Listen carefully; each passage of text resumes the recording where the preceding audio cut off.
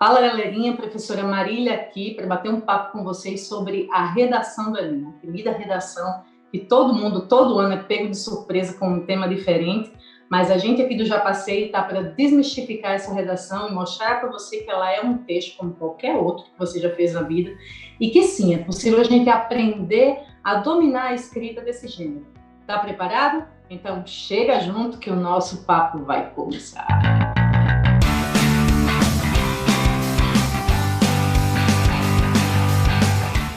Todo mundo sabe que a redação do Enem ela é dissertativa argumentativa. O que isso quer dizer? Além da gente falar sobre um determinado tema, é necessário que o candidato também emita um ponto de vista, uma opinião sobre aquilo que o Enem solicitou, sobre o tema que está sendo apresentado. A primeira dica que eu tenho para você é tirar da sua cabeça de que emitir uma opinião é a gente dizer se é contra ou a favor de alguma coisa. Porque os temas que o Enem propõe são muito mais uma reflexão social sobre alguma problemática que está acontecendo na atualidade. O aluno não só reflete sobre os motivos que estão causando aquele problema, como no finalzinho do texto ele tem que apontar soluções passíveis de amenizar, vamos dizer assim, porque quando é um problema social, dificilmente a gente consegue solucionar, mas apontar soluções para amenizar ou diminuir um determinado problema. Então, opinar, nesse caso, seria refletir sobre alguma coisa, pensar sobre os motivos que estão causando aquele problema e apontar soluções para resolvê-los. Mas agora vamos recapitular como é que funciona a estrutura desse tipo de texto. Vamos lá. Primeira coisa que a gente aprende é que existe uma introdução.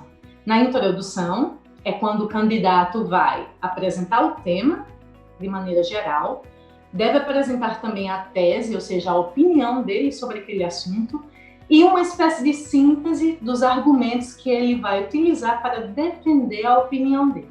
Dá uma sacada nessa redação que a gente vai colocar para vocês aí agora. Foi do Enem de 2016, uma redação nota 1000, e a gente vai analisar com você aqui junto onde é que está cada partezinha dessa. O tema na época foi sobre intolerância religiosa no Brasil. Candidata Larissa Cristina Ferreira, de 20 anos. Título do texto, Orgulho Machadiano. Brás Cubas, o defunto autor de Machado de Assis, diz em suas memórias póstumas que não teve filhos e não transmitiu a nenhuma criatura o legado da nossa miséria. Talvez hoje ele percebesse acertada sua decisão. A postura de muitos brasileiros frente à intolerância religiosa é uma das faces mais perversas de uma sociedade em desenvolvimento. Com isso, surge a problemática do preconceito religioso, que persiste intrinsecamente ligado à realidade do país, seja pela insuficiência de leis, seja pela lenta mudança de mentalidade social. Quando a gente vai fazer a introdução, é importante saber que a nossa introdução ela se subdivide em 3 partes. A primeira é uma historinha que a gente conta, é a nossa contextualização em si sobre o tema. Antes de apresentar o tema, eu vou pegar algum fato histórico, posso pegar, como foi o caso da aluna, ela citou Machado de Assis, uma obra literária que ela já leu no passado, para poder fazer essa ponte, para poder contextualizar a partir de onde ela vai começar o texto dela. Quando ela inicia, talvez hoje ele percebesse acertada a sua decisão, aí a gente começou a ter um ponto de vista sendo apresentado. E ela continua. A postura de muitos brasileiros frente à intolerância religiosa, olha o tema, é uma das faces mais perversas de uma sociedade em desenvolvimento. Temos aí o que então, meus queridos? A tese. O primeiro ponto da tese foi apresentado nesse excerto aí. E ela continua. Com isso surge a problemática do preconceito religioso, retomando de novo o tema da redação, que persiste intrinsecamente ligada à realidade do país, seja pela insuficiência de leis, seja pela lenta mudança de mentalidade social. Seja, esse trechozinho aí é a síntese dos argumentos que ela vai utilizar. Porque, segundo a aluna, a intolerância religiosa no país acontece principalmente por causa de quê, queridos? Da insuficiência de leis e da lenta mudança de mentalidade social. Compreendeu bem aí como é que é a estrutura? O segundo parágrafo do texto, como eu disse a vocês, é o desenvolvimento. Segundo não, viu gente? Segundo e terceiro. Porque uma boa redação do Enem, ela necessita de pelo menos 2 parágrafos de desenvolvimento. Desenvolver o quê? Ora, se na introdução ela colocou já a tese e uma síntese dos 2 argumentos, o que é que ela vai precisar desenvolver?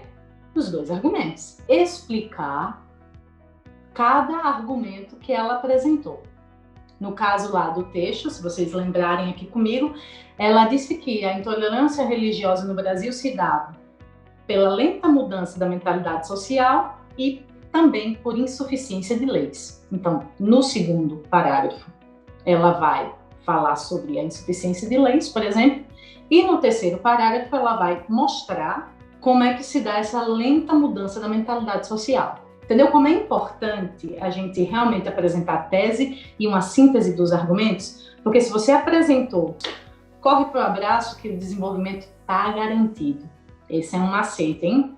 Fica de olho, anota aí num cantinho, vai treinando, porque faz essa fórmula aí que vai dar super certo. E aí, vamos chegar na última parte do texto, né? Vamos para a conclusão. No caso da redação do Enem, ela só tem uma pequena diferença. Na conclusão, o aluno precisa apresentar uma proposta de intervenção social. O que isso significa? Estamos trabalhando um tema, estamos falando de uma problemática social. O aluno aponta razões que fomentam essa problemática. E o Enem pede que, no final, ele faça uma intervenção social, ele sugira, ele indique possibilidades de resolver esse problema. Essa instrução é chamada de proposta de intervenção social. Essa proposta ela sofreu uma pequena alteração no ano de 2017. E o Enem passou a pedir que os alunos façam do seguinte formato. Ao apresentar uma proposta de intervenção social, você tem que responder 3 perguntas. A primeira, o que será feito? Quem irá fazer? Como será feito?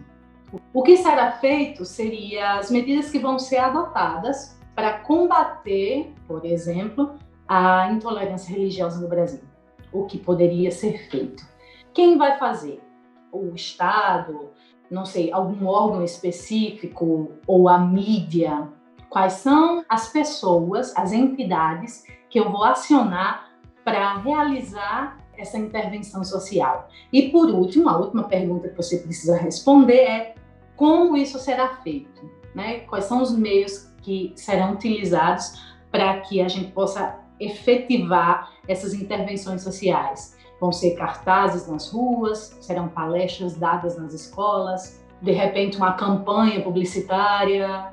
Quais são os meios, os veículos que irão propagar as medidas necessárias para o combatimento daquela problemática social, para que a gente possa apaziguar aquele problema? Porque quando a gente fala de problemática social, é um pouquinho complicado a gente dizer que vai acabar, porque dentro de um problema social existem tantos fatores que precisam ser analisados que a gente dizer que vai acabar é um pouco utópico. Mas aí eu sugiro a você, aluno, que diga tais medidas poderão apaziguar, ou tais medidas poderão diminuir, que aí a gente torna a nossa redação um pouco mais plausível, mais real e mais aceitável até. Então, para concluir o texto, depois que você responder essa tríade de questões aí, quem, o que e como, você pode finalizar o seu último período aí da sua conclusão. Você pode utilizar frases como talvez assim seja possível solucionar a problemática X, que aí eu não sei qual vai ser o tema da redação desse ano, mas aí você fica de olho. Ou, de repente, quem sabe será possível, dessa forma, apaziguar os efeitos de determinado problema dentro da sociedade, só para fechar realmente a sua conclusão. Gostou desse nosso bate-papo? Deixa o seu joinha para a gente. Se você não for inscrito, se inscreve no canal.